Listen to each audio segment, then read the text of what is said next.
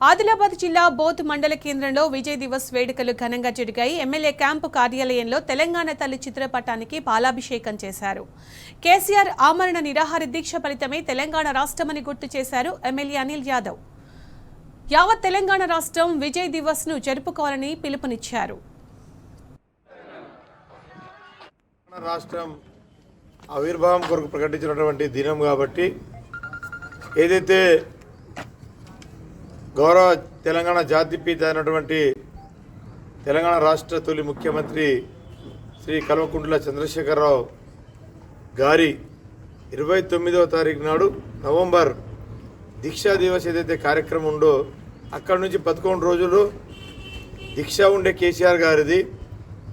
ఆ దీక్షతోటి యావత్ భారతదేశంలో కూడా ఒక వేడైనటువంటి వాతావరణాన్ని ఏర్పరిచి తెలంగాణ రాష్ట్రాన్ని ఖచ్చితంగా ఇవ్వాలి, ప్రకటన చేయాలని చేసినటువంటి యొక్క దీక్షను ఏదో 9వ తారీఖు నాడు అప్పుడు ఉన్నటువంటి కేంద్రం ఖచ్చితంగా తెలంగాణ రాష్ట్రం ఇస్తామని చెప్పేసి ప్రకటించినటువంటి రోజు కాబట్టి ఈ విజయం యావత్ తెలంగాణ ప్రజలతో పాటు కేసీఆర్ గారు చేసినటువంటి దీక్ష అని చెప్పేసి ఈ తరగతి తెలుసుకుంటున్నాం. ఎందుకంటే